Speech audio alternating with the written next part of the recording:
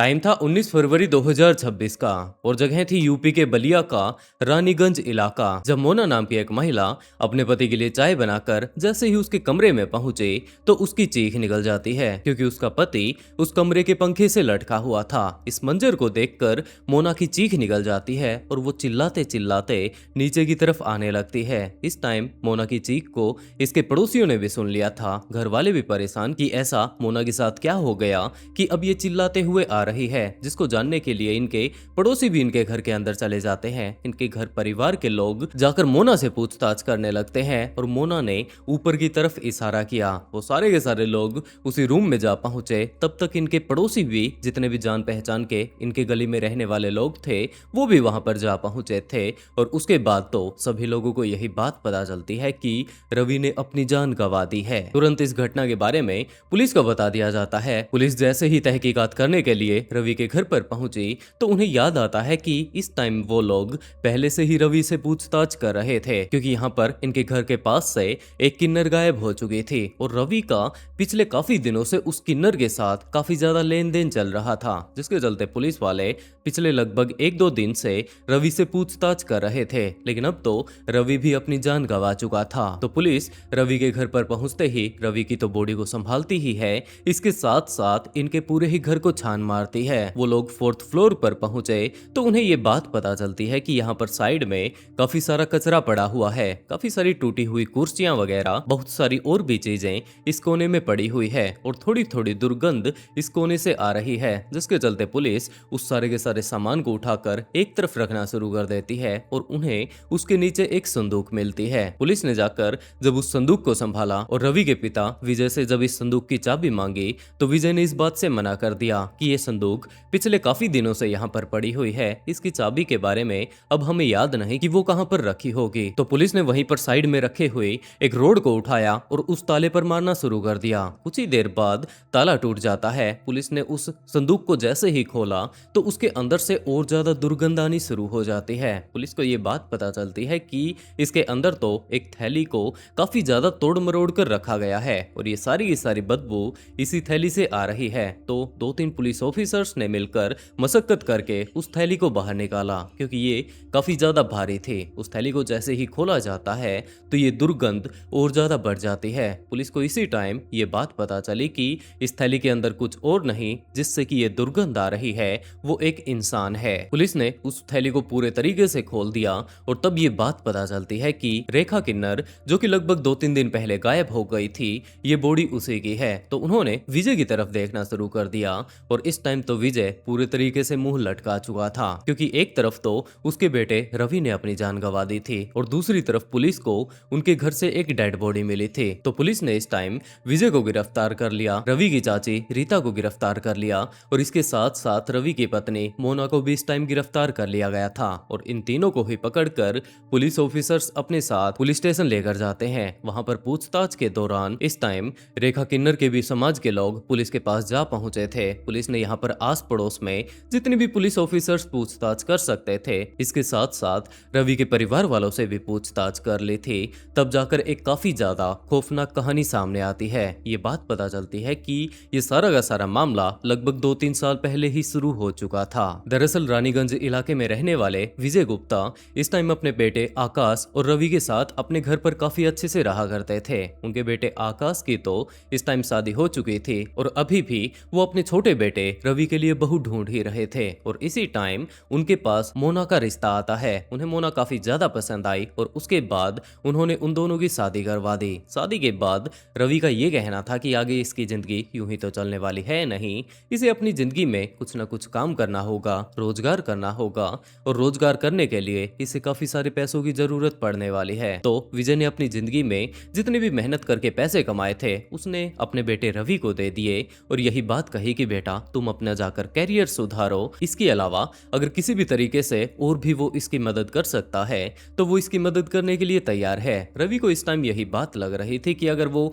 एक नया mobile showroom खोल देता है, उसके अंदर अलग अलग तरीके की फैसिलिटी उपलब्ध करवाएगा, तो उसका वो शोरूम काफी अच्छे से चलने वाला है। वैसे इस टाइम इसके पिता ने इसे पैसे तो दे दिए हैं, तो उसने जाकर एक अच्छी सी जगह पर दुकान ले ली। वहां पर उसने काफी अच्छा इंटीरियर उसका करवा दिया। जितने भी महंगी महंगी चीजें जिन्हें वो अपनी दुकान में लगा सकता था, उन सारी की सारी चीजों की वो सुविधा करवा देता है। काफी सारा लाखों का माल इस टाइम उसने अपनी दुकान में भर लिया था, लेकिन जैसा कि उसने सोचा था उस तरीके की बिक्री इसकी दुकान में नहीं हो रही थी, क्योंकि यहाँ पर रानीगंज इलाके में काफी सारी और भी छोटी मोटी दुकानें थी और उनके परमानेंट ग्राहक उन्हीं दुकानों पर जाया करते थे। इसकी दुकान बिल्कुल नई थी, कोई भी इसके ऊपर विश्वास नहीं किया करता था। जो पुरानी दुकानें थी उनका धंधा काफी सालों से जमा हुआ था और रवि के रोजगार में इस टाइम लगातार घाटा चलता जा रहा था। अब उसे कुछ भी समझ नहीं आ रहा था कि उसने इतना ज्यादा खर्चा अपनी दुकान पर कर दिया है, तो अब वो करे तो क्या करे। उसको यही बात समझ आई कि जरूर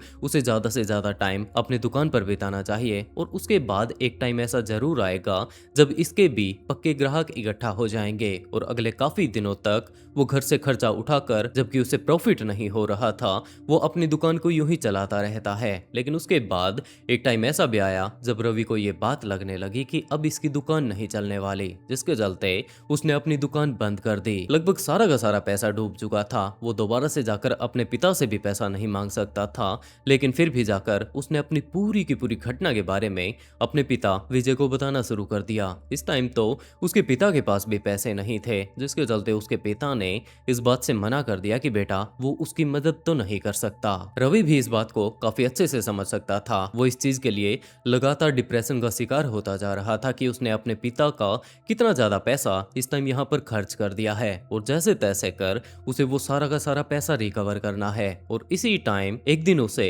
रेखा किन्नर की याद आती है। ये हमेशा ही उसकी दुकान पर जा ही रहा करती थी। छोटा मोटा भी अगर उसे मोबाइल से रिलेटेड काम होता तो वो जाकर रवि से ही मदद मांगा करते थे। और एक दिन रवि रेखा किन्नर के पास जाकर अपनी पूरी ही समस्या के बारे में बताता है। रेखा किन्नर रवि को बिल्कुल अपने बेटे की तरह माना करती थी। रेखा रवि को काफी अच्छे से जानती थी। इनका पिछले काफी दिनों से एक दूसरे के साथ लेन देन चलता रहा करता था। बीच बीच में ऐसा काफी बार टाइम आया करता था जब रेखा मार्केट से जा रही होती, उसके पास पैसे नहीं होते, लेकिन दूसरी तरफ उसे अपने मोबाइल से रिलेटेड कुछ न कुछ काम करवाना हुआ करता था। तो जब भी वो रवि की दुकान पर जाती तो रवि का यही कहना था कि कोई बात नहीं, आप बाद में देकर चले जाना, जिसके चलते इन दोनों की काफी अच्छी जान पहचान हो चुकी थी। और रेखा किन्नर को भी यही बात लगा करती थी कि इसके साथ अगर वो लेन देन करती है तो उसे दिक्कत तो नहीं आने वाली। दूसरी तरफ रेखा रवि को बिल्कुल अपने बेटे की तरह ही माना करती थी, जिसके चलते उसने लगभग 5 से 6 लाख रुपए रवि को दे दिए थे। और पैसा मिलते ही रवि ने ये बात सोचनी शुरू कर दी कि उसे कुछ न कुछ ऐसा काम धंधा शुरू करना चाहिए जिससे कि उसके पास हर रोज ही पैसा आने लग जाए। जिसके तौर पर अब उसने दूध की डायरी को शुरू कर लिया। अगले काफी दिनों तक वो उसके ऊपर जमकर काम करता है, लेकिन इसका ये वाला रोजगार भी अच्छे से नहीं चलता। और दूसरी तरफ रेखा किन्नर एक अच्छी सी जमीन की वेट कर रही थी। जैसे ही उसे वो जमीन मिलती है तो उसने वो सारे के सारे पैसे जितने भी इस टाइम उसके पास थे वो सारे के सारे उस जमीन में लगा दिए। लेकिन ये पैसे काफी नहीं थे, जिसके चलते अब वो रवि के पास आती है। अपनी पूरी की पूरी कहानी वो बताती है कि कुछ इस तरीके से इस टाइम वो जमीन खरीद रही है। पिछले काफी दिनों से इसने इसे पैसे उधार दे रखे हैं, तो अब रवि उसके पैसे वापस लौटा दे। लेकिन रवि का तो अभी भी काम अच्छे से नहीं चल रहा था। नया जितना भी पैसा इसके पास आया था, इसने ये सारा पैसा भी इस नए बिजनेस में लगा दिया था, जिससे कि रिटर्न तो कुछ आ ही नहीं रहा था। जिसके चलते वो रेखा के सामने इधर उधर की बातें करना शुरू कर देता है। अगले 1 महीने का टाइम देता है, कभी 15 दिन का टाइम दे दिया करता था और लगातार इसी तरीके से आगे टाइम बीतता जा रहा था। लेकिन एक टाइम ऐसा भी आया जब रेखा किन्नर इतनी ज्यादा परेशान हो चुकी थी कि वो गुस्से गुस्से में उसकी डायरी पर जा पहुंचती है और वहां पर जाकर उसने रवि को भला बुरा बोलना शुरू कर दिया। रवि का इस टाइम पहले से ही दिमाग खराब था। इसके लगातार एक के बाद एक बिजनेस फेल होते ही जा रहे थे। तो अब रवि ने अपने पिता के पास कॉल किया और उन्हें ये बात कही कि क्या वो एक बार उसकी दुकान पर आ पाएंगे, क्योंकि इसे बैंक जाना है और वो दुकान को यूं ही तो छोड़कर नहीं जा सकता। और अभी भी रेखा किन्नर उसके पास ही खड़ी हुई थी। वो लगातार उससे पैसे मांगते जा रही थी। कुछ ही देर बाद विजय अपने बेटे की दुकान पर जा पहुंचा तो रवि बिना ही रेखा को कुछ बोले हुए अपने घर की तरफ जाने लगता है। जैसे ये बात रेखा को पता चली कि इस टाइम ये इस बंदे से पैसे मांग रही है और लगातार ये बंदा पिछले काफी दिनों से इसे इग्नोर करता जा रहा है और अब तो ये इसे यहीं पर दुकान पर छोड़कर चला गया, तो रेखा अब उसके पीछे पीछे उसके घर पर ही जा पहुंचती है। रवि इस टाइम अपने घर पर पहुंच चुका था, लेकिन उसे इस बात का अंदाजा बिल्कुल भी नहीं था कि रेखा किन्नर भी उसके घर पर ही आ पहुंचेगी। रेखा किन्नर जैसे ही रवि के घर पर पहुंची तो उसने वहां पर तमाशा बनाना शुरू कर दिया। वो लगातार अलग अलग तरीके से इस टाइम रवि को झिड़क रही थी। रवि को इतना ज्यादा गुस्सा आ जाता है कि वो उसे अपने घर के अंदर लेकर जाता है, उसे समझाने की कोशिश करता है, लेकिन फिर भी रेखा लगातार यही बात बोल रही थी कि भाई तू पिछले काफी दिनों से लगातार इसे कल का, परसों का, 10 दिन बाद का टाइम देता जा रहा है, आखिरकार इसे पैसे कब मिलेंगे। इस टाइम रेखा किन्नर भी बहुत ज्यादा गुस्से में आ चुकी थी और रवि को इसी टाइम इतना ज्यादा गुस्सा आ जाता है कि वो उसके गले को पकड़कर दबाना शुरू कर देता है। अगले काफी देर तक वो अपना सारा का सारा गुस्सा रेखा किन्नर के ऊपर उतार देता है, लेकिन उसके बाद उसे ये बात पता चलती है कि रेखा तो अपनी जान गंवा चुकी है। इस टाइम मोना दूसरे कमरे में थी। जैसे ही उसने रेखा किन्नर के चिल्लाने की आवाज को सुना तो कुछ एक देर तक काम कर लेने के बाद, क्योंकि शुरू में तो मोना को यही बात लगी कि इसके पति के बीच और रेखा के बीच बहस हो रही है, तो वो लोग आपस में यूं ही बातें कर रहे होंगे और इसी टाइम वो ज्यादा चिल्लाने लगी होगी। लेकिन जैसे ही वो अपने पति के पास पहुंची तो उसे ये बात पता चलती है कि उसका पति यहाँ पर खड़ा हुआ है और नीचे रेखा किन्नर गिरी पड़ी है। उसने जब अपने पति से पूछा कि उसने ये सब क्या कर दिया, तब उसने सारी की सारी चीजें डिटेल से बताई कि ये अब अपनी जान गंवा चुकी है। इस बात से मोना इतनी ज्यादा घबरा चुकी थी कि उसने अपने ससुर विजय के पास कॉल किया, पूरी की पूरी घटना के बारे में बताया और जल्द से जल्द विजय वापस अपने घर पर आ जाता है। इस टाइम इनके घर पर इनकी चाची रीता भी आई हुई थी, जिसके चलते इन चारों ही लोगों ने ये प्लान बनाना शुरू कर दिया कि इस बारे में जैसे ही इनके पड़ोसियों को पता चलेगा, रेखा किन्नर के समाज वालों को पता चलेगा, तो रवि को अब जेल जाना होगा, जिसके चलते इसकी बॉडी को हमें यहीं पर ठिकाने लगाना होगा। जैसे तैसे कर एक काफी बड़ी पन्नी का जुगाड़ करते हैं, उसके अंदर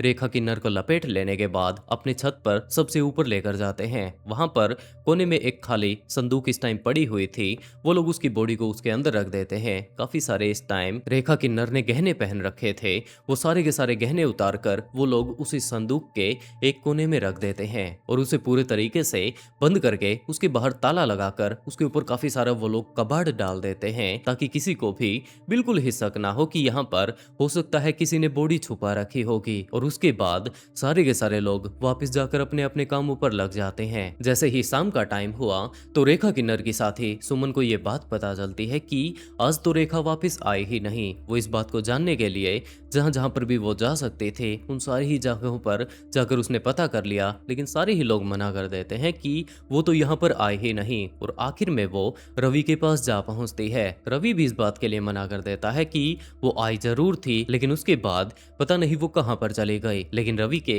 पड़ोसियों का ये कहना था कि वो तो इसके घर पर चली गई थी। घर पर जाने के बाद जैसे ही पुलिस ने तहकीकात करने शुरू की, रवि से पूछताछ की, तो उसने इस बात से मना कर दिया कि वो तुम हमारे घर तक पहुंचे ही नहीं। और पुलिस ऑफिसर्स उसी टाइम उसे धमका कर ये बात बोलकर कि अगर उसने रेखा के साथ कुछ भी गलत किया है तो वो बिल्कुल साफ साफ उन्हें बता दे, नहीं तो इसे जेल की हवा खानी पड़ेगी। ये बात बोलकर पुलिस ऑफिसर्स वहां से चले जाते हैं। 18 तारीख की पूरा का पूरा दिन गुजर चुका था, रात गुजर चुकी थी और जैसे ही अगली सुबह का टाइम आया तो 19 फरवरी को मोना अपने पति रवि के लिए चाय बनाकर जैसे ही उसके कमरे में पहुंची तो इस टाइम रवि अपनी जान गंवा चुका था। दरअसल इस घटना के बाद वो इतना ज्यादा घबरा चुका था, उसे कंफर्म हो चुका था कि वो तो जेल जाएगा ही, इसके साथ साथ इसके घर परिवार के लोग भी जेल जाएंगे, जिसके चलते वो अपने आप को नहीं संभाल पाया और इसी डर के कारण वो अपनी जान गंवा देता है। इस पूरे ही मामले के बारे में जैसे ही पुलिस को पता चला तो पुलिस ने रेखा किन्नर की बॉडी का पोस्टमार्टम करवाया और पोस्टमार्टम रिपोर्ट में ये बात बिल्कुल क्लियर हो जाती है कि हाँ, इसने अपनी जान गला दबाने के कारण ही गई है। और दूसरी तरफ रवि ने अपनी जान खुद ही गंवाई है। पुलिस जैसे ही इस केस के ऊपर अपनी तहकीकात पूरी करती है तो पुलिस को ये बात पता चलती है कि इस कांड को रवि ने अंजाम दिया था, लेकिन दूसरी तरफ इस बॉडी को छिपाने के लिए इसके परिवार के लोगों ने भी साथ दिया था। तो रवि के पिता विजय को, उसकी पत्नी मोना को और उसकी चाची रीता को गिरफ्तार कर लिया जाता है और अभी भी इन लोगों के ऊपर केस चल रहा है। वैसे दोस्तों, आप लोग इस पूरी की पूरी घटना को जान चुके हैं, तो आप लोग इस केस के बारे में क्या कहना चाहेंगे? आप लोग अपनी राय कमेंट बॉक्स में जरूर बताइएगा। और दोस्तों, इस तरीके की कहानी सुनाकर मैं आप लोगों को परेशान तो नहीं करना चाहता, लेकिन सचेत जरूर करना चाहता हूँ। तो आप लोग अपना ध्यान रखिए और इसके साथ साथ अपनों का ख्याल जरूर रखें। स्टोरी सुनाने का अगर तरीका पसंद आया हो तो वीडियो को लाइक कर ऑफबीट पॉडकास्ट को सब्सक्राइब कर लें, क्योंकि देश दुनिया में घटने वाले इसी तरीके के काफी सारे ट्विस्टेड केस मैं यहाँ पर लेकर आता रहता हूँ। और इसी के साथ दोस्तों, आज का शाउट आउट अर्जुन सिंह बलवंत बलवंत सिंह को and write a beautiful comment to get started in next video. बहुत जल्द मिलते हैं एक और नए ट्विस्टेड केस के साथ।